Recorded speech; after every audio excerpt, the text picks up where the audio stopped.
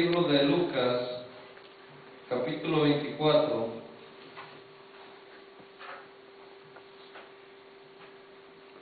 Busque Lucas, capítulo 24, verso 46.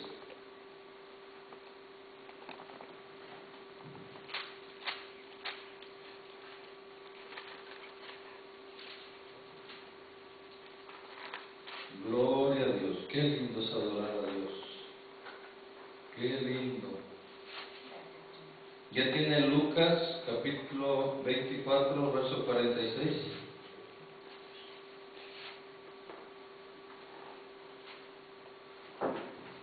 Me preguntaban y me decían, ¿dónde está Juan? Le digo, está en el cielo. A ver. Bueno, vamos al consejo de la palabra.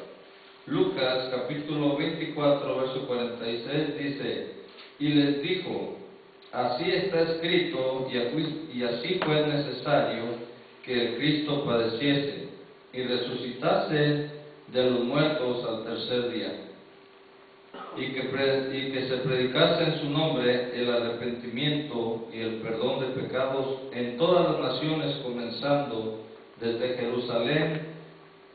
Y vosotros sois testigos de estas cosas.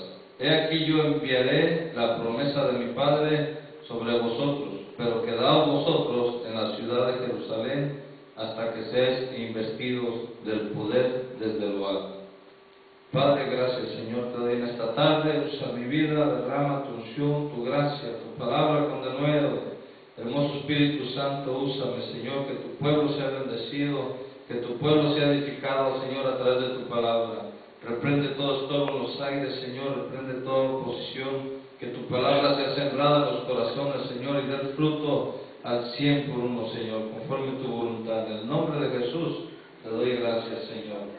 Amén. Tome su asiento, hermano. Dice la Escritura que las profecías venían anunciando los acontecimientos que Jesús tenía que padecer, tenía que sufrir, tenía que venir a este mundo. Ya desde el profeta Isaías venía hablando, desde Moisés venía hablando, y usted viene encontrando cómo Dios venía anunciando que iba a venir el Salvador. Aún desde Génesis venía hablando la Escritura. Pero dice que había un escrito ya dictado por Dios. Ya había una orden establecida, un camino por el cual tenía que caminar el Señor Jesús. Dice en el libro de Lucas ahí que así estaba escrito. O sea, ya Dios lo había determinado de esa manera.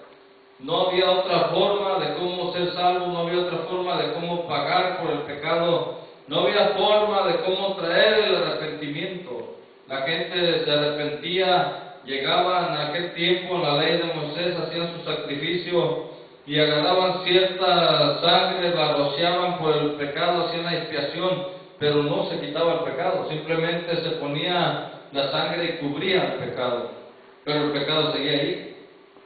Y entonces dice aquí que era necesario, dice que el Cristo padeciese. Dios había establecido ya cómo es que quería un sacrificio. Cómo Él quería el sacrificio de que el Señor tenía que pasar por ahí. Muchas veces en nuestra vida nosotros ya Dios, desde el tiempo de la predestinación en Efesios capítulo 1, verso 3 en adelante, dice que nos predestinó desde antes, nos escogió desde antes de la fundación del mundo, pero ya Dios tiene trazado nuestro camino, ya tiene trazado cómo vamos a pasar en la vida, qué vamos a sufrir y qué no vamos a sufrir. El único detalle es que Jesús sí venía entendiendo los tiempos en el cual Él iba caminando y Él iba conociendo, porque Él estaba en una dimensión espiritual que en la cual nosotros nos falta. ¿O no? ¿Cuántos dicen amén? A mí me falta estar más en una dimensión, en esa dimensión donde puedes ver, en ese nivel espiritual donde puedes ver el acontecimiento que viene, porque Dios te lo hace saber. Dios nos hace saber cuando vienen en los problemas. Dios muchas veces nos avisa y nos dice, mira, prepárate porque viene esto. Y uno dice, caray, pero ¿cómo? ¿Y cómo que me va a pasar esto? Sí, claro, viene una lucha, viene una prueba, vas a entrar al desierto, vas a pasar por esto, y Dios nos avisa. Y entonces a Jesús ya lo estaban predestinando para sufrir, ya lo estaban predestinando para padecer, pero también le habían dado una promesa, una palabra, que también iba a resucitar.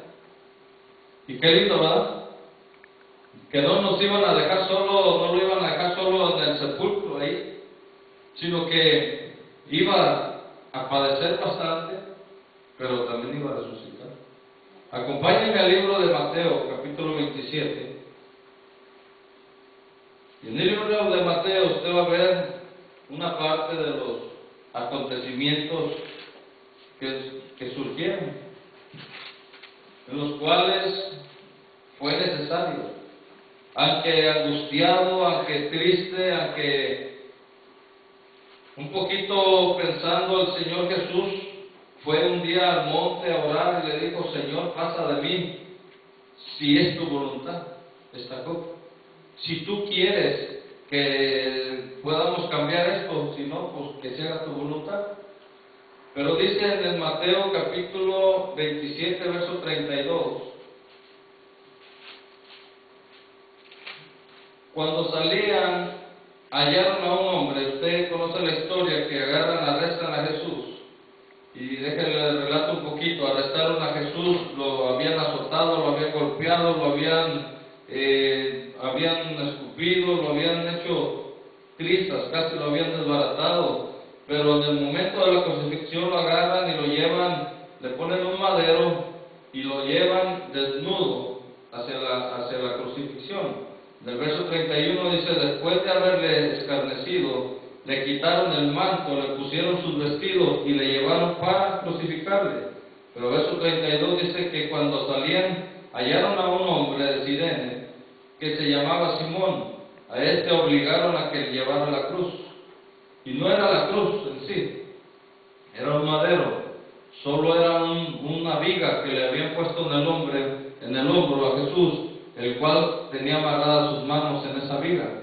Por esa razón él no podía soltar ese madero o esa viga, porque él las tenía amarradas. Entonces cuando caía contigo el madero, cada caída que él tenía. Pero dice que, verso 36, y cuando llegaron a un lugar llamado Gólgota, que significa lugar de la calavera, le dieron a beber vinagre mezclado con hiel. Pero después de haberlo probado, no quiso beberlo. Cuando lo hubieron crucificado, repartieron entre sí sus vestidos, echando suertes, para que se cumpliese lo dicho por el profeta: partieron entre sí mis vestidos, y sobre mi ropa echaron suertes. Mire que está bien. Entonces, en sí, realmente, la viga que llevaba Jesús no era una cruz. No era una cruz como lo enseña, sino la cruz se forma cuando ponen el poste en el monte de la calavera, y al momento de que Jesús sacan, lo amarran y lo empiezan a crucificar, entonces lo levantan y forma la cruz. Pero no es una cruz, sino que se forma la cruz al momento de colgarlo en el madero. Entonces ahí, dése cuenta, por eso Levíticos en el libro de la ley dice: maldito todo aquel que era colgado en un madero. Jesús se hizo maldición por nosotros. Ese castigo del madero nos tocaba a usted y a mí y a todo el mundo. Todo el mundo tenía que padecer en el madero, por pecadores, por criminales, por bandidos, por rateros, por adúlteros, por todo. Pero Él tomó esa maldición para que nosotros no fuéramos maldecidos en ese lugar. Dice en el verso 35: cuando lo hubieron crucificado, repartieron entre sí sus vestidos, echando suertes para que se cumpliese lo dicho por el profeta: partieron entre sí mis vestidos, y sobre mi ropa echaron suerte. Jesús estaba agotado. Jesús iba con ese madero y era su cuerpo tan agotado, después de haber tirado tanta sangre,